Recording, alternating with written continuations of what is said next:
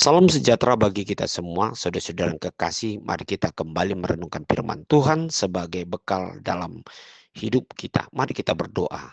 Bapa di sorga, berfirmanlah bagi kami saat ini, sehingga kami dapat memperoleh sesuatu mutiara yang berharga dari firman-Mu untuk kami hidupi di dalam melaksanakan tugas-tugas kami. Dalam nama Yesus Kristus, kami berdoa. Amin. Firman Tuhan untuk hari ini Selasa 26 November 2024 tertulis di dalam Mazmur 69 ayat 6.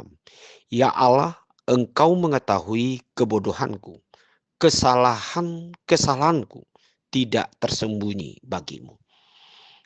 Saudara-saudara kekasih di dalam Yesus Kristus, ayat hari ini merupakan satu pengakuan dari seorang raja yang bernama Daud terhadap Tuhan atas kelalaian, kesalahan, atau dosa yang dia lakukan di hadapan Tuhan. Daud percis adalah seorang yang diberkati Tuhan. Tetapi ketika dia lengah atau lemah dan bisa saja dia tergoda dengan yang disebut dengan bujukan, cobaan dari iblis sehingga dia melakukan yang tidak seharusnya dia lakukan.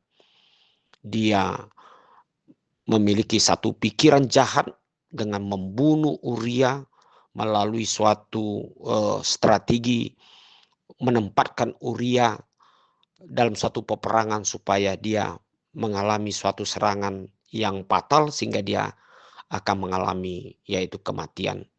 Dengan tujuan supaya dia dapat memperoleh yang disebut dengan istri Uria namanya Batseba.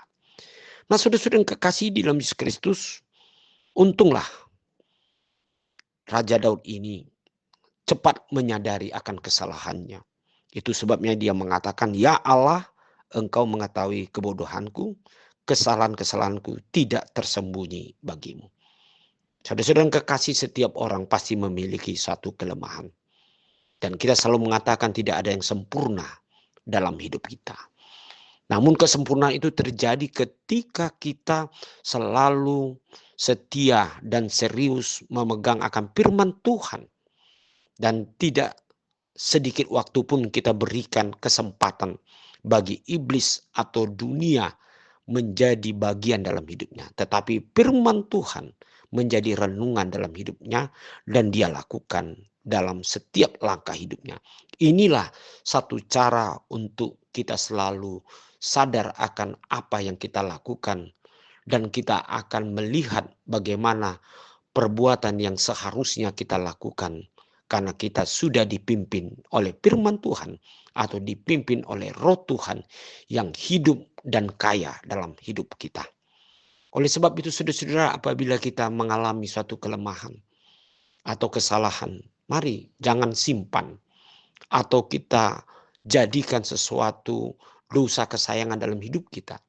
Tetapi mari kita buang, mari kita menyadari dan memperhadapkan semuanya itu di hadapan Allah supaya Allah menyucikan hidup kita.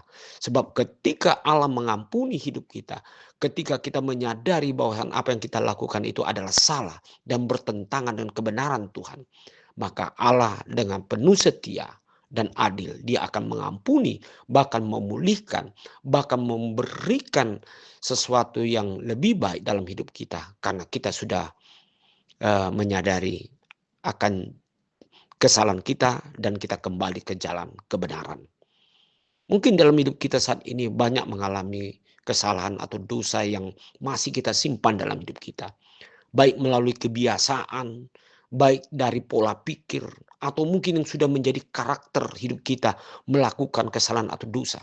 Mari kita perhadapkan ini, yaitu kita pakukan di dalam salib Kristus.